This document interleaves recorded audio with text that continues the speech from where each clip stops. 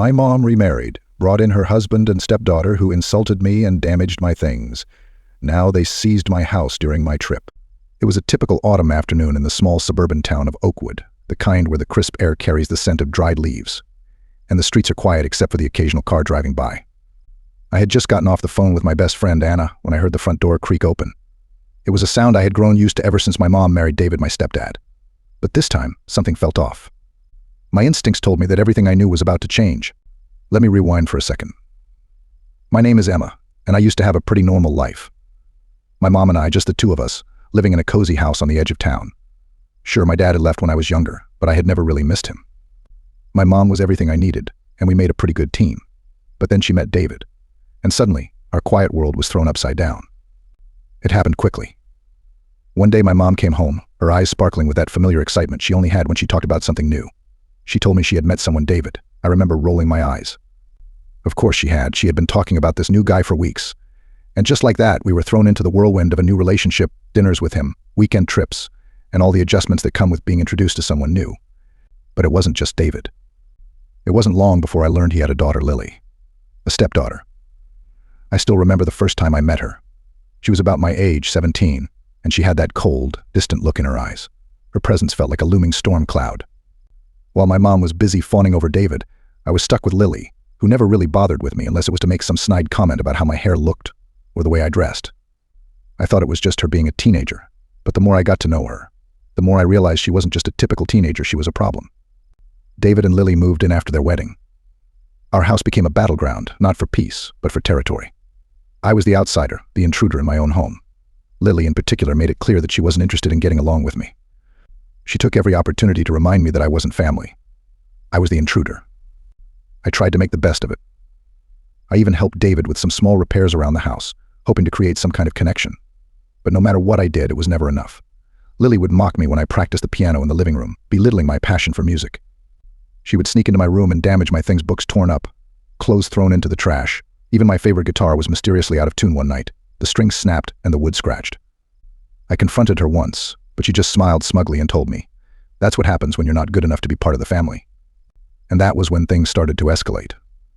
The real turning point came when my mom and David went on a 2-week trip to Europe, leaving Lily and me in the house alone. At first I thought it might be a chance for us to finally get along, to settle our differences.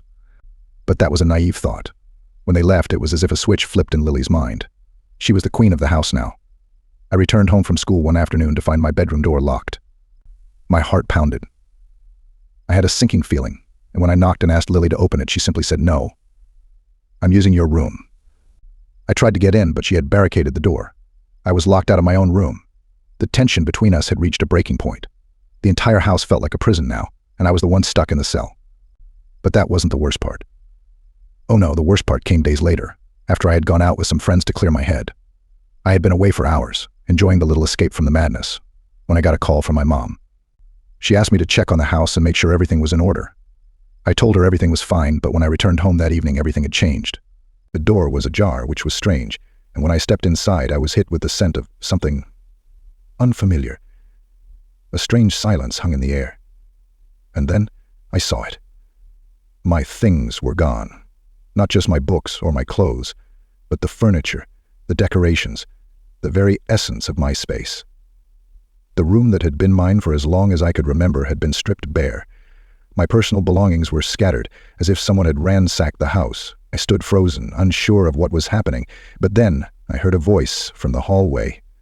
"Lily, you're not welcome here anymore," she said, her voice icy. "Mom and David decided that this house belongs to us now. You don't have a place here." My blood ran cold. This wasn't just a matter of petty insults or destroyed possessions. This was an all-out takeover. My own house had been seized, and it felt like I was the one being kicked out. I rushed to call my mom, but it was too late. She was overseas, in Europe, and there was nothing she could do. I called a friend for help, and together we went to the authorities, explaining what had happened.